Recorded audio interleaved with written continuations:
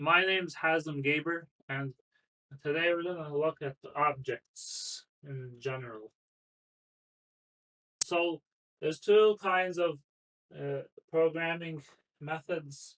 One's called object oriented, and one's called procedure oriented. And the idea was with procedure oriented language, we have a problem.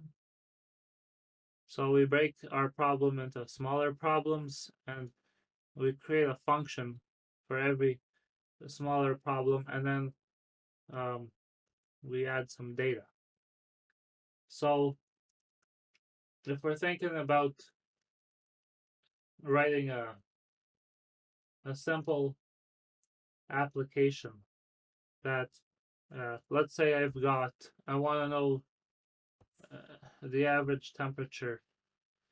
So I've got thermometers all over the city, and I'm measuring them once per hour. So I might have my problem is measure. So what is the average daily temperature? Measure each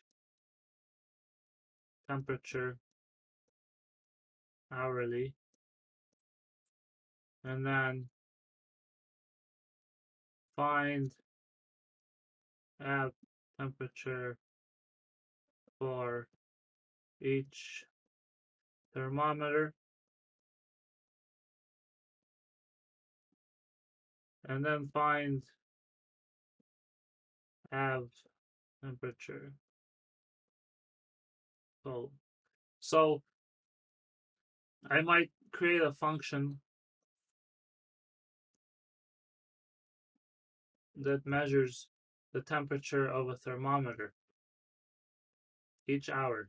And then I'd apply this function here 24 times, and I'd apply it here 24 times, and I'd apply it here 24 times, and I apply it here 24 times.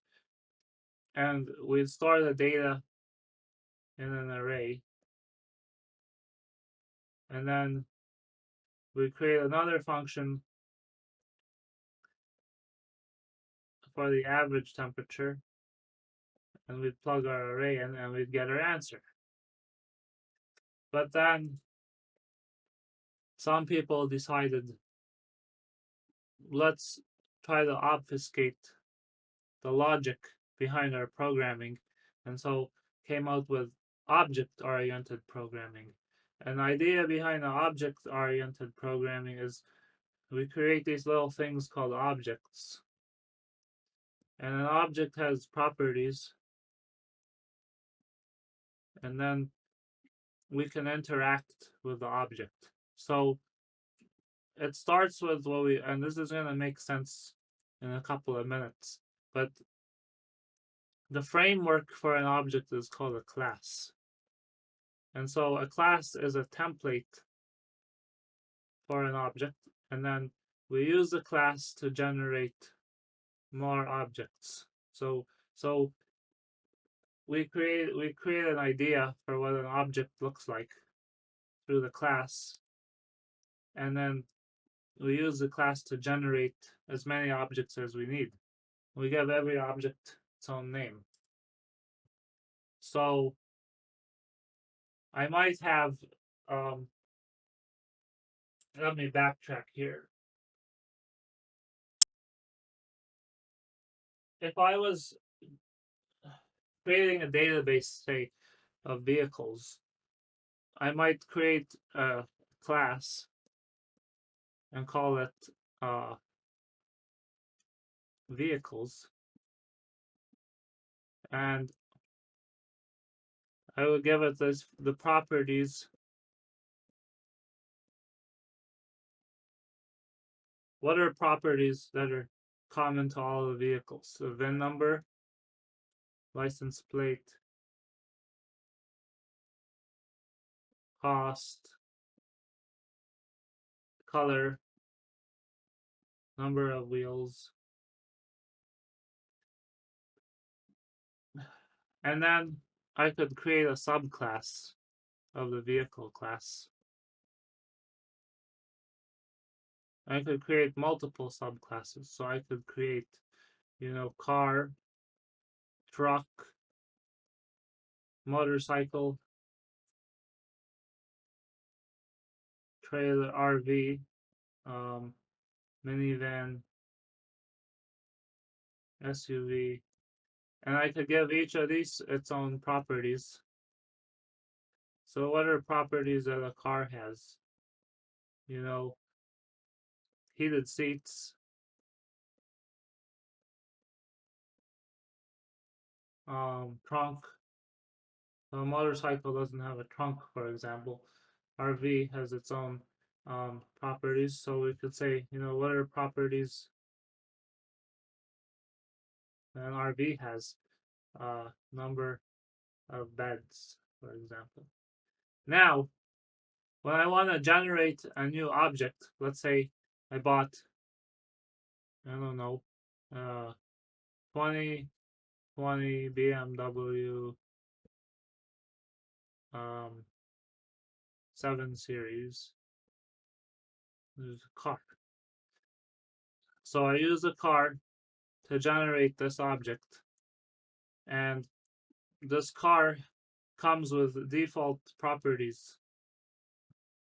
But now I'm giving it the specific properties of this specific object. So this car becomes an object in my program, and then I can I can say, well, this car has this VIN and this license plate, and it costs 100K, and it's yellow, and it's got 4 wheels, and it's got heated seats, and it's got a huge trunk and whatever. And then I can buy another car. I can create another car object, and I can do the same with the other object types. So in this case, we've made a class that we call food.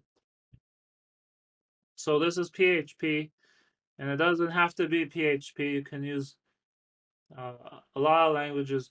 PHP is interesting because it supports object-oriented programming, and it supports um, the procedure-oriented programming.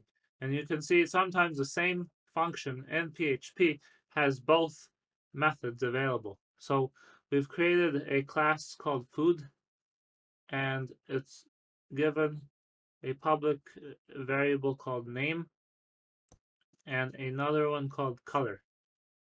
And then we've created some functions for this class. So in object-oriented programming, we still have functions, but the functions are not part of the program anymore. They're part of the object.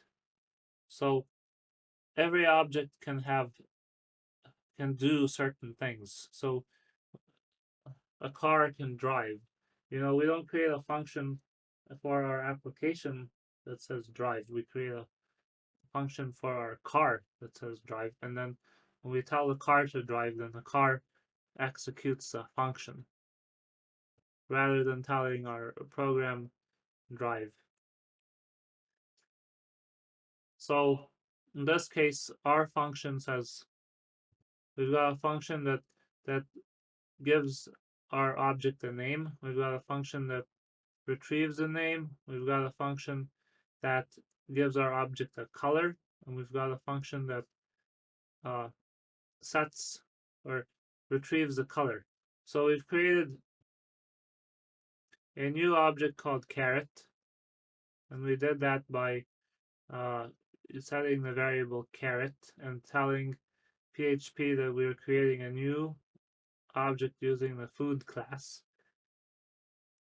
And then we use the arrow operator to set the name. So we're calling this function the set name function that belongs to the food class object, and we're setting the caret name.